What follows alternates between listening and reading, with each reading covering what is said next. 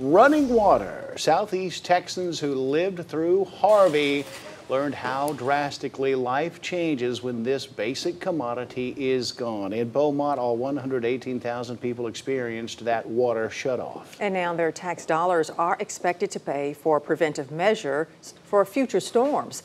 Our 12 News reporter Leah Durain did more research into what happened and what's next. Leah, where's the water? A water shutoff is a lose-lose scenario. We learned just how much day-to-day operations depend on running water. Now, the city has been pumping away since making repairs from Harvey, and there is a plan in place to help prevent any future problems. At this time, this Thursday morning, we have lost the water supply for the city of Beaumont. Besides the safety of our residents, this is by far our top priority. When the water went out the other night, it was like, okay, what do we do now? I hope the registers are ready. We've been out here for about 2 hours, but we hanging strong.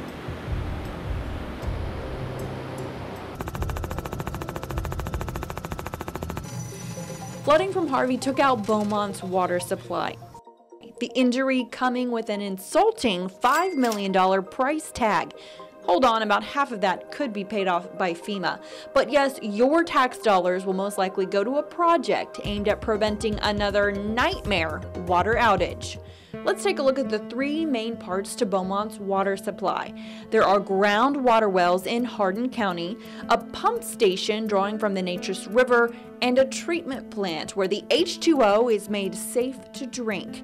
The Loeb wells here in Hardin County were bought decades ago. They serve as a backup in times of drought or if a spill in the Neches compromises the water supply. Before Harvey, they supplied about 30% of the city's water. During Harvey, the generator power and therefore production stopped at the wells at 3 in the afternoon on August 29th. Once the water drained, the wells were good to go, but the city decided to place the wells on standby. They're now for emergencies only. About 10 miles away, we find the Lawson Pump Station. It sits on the Neches River near Collier's Ferry Park. This is the main source of water intake for Beaumont. The pump station flooded at 10 p.m. on August 30th. The issue was the control room taking on water. About $200,000 was spent to get the facility back online. Those repairs, which should be reimbursed by FEMA, took just over a week to complete.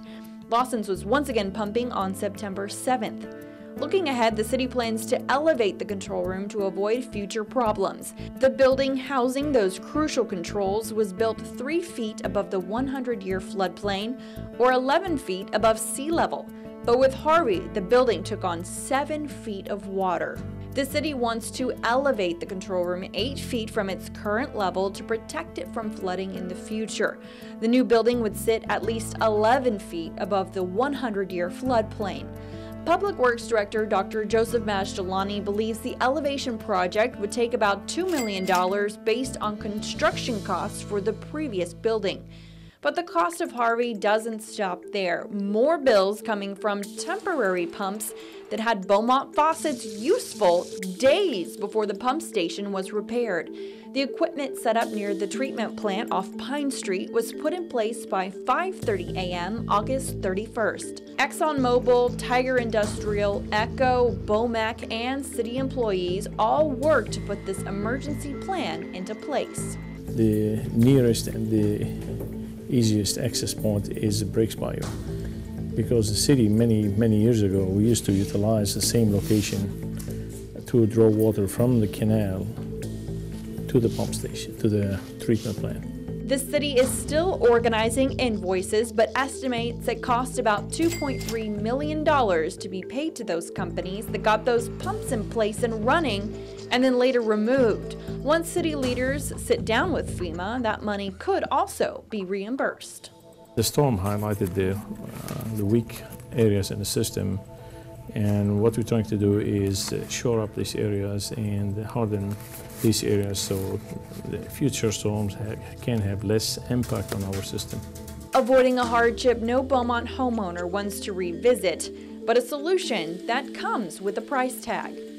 Hopefully it'll still. There it is, yeah.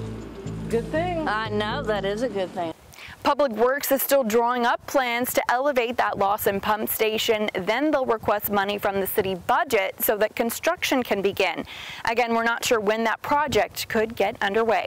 Reporting along the Neches River, Leah Durain, 12 News.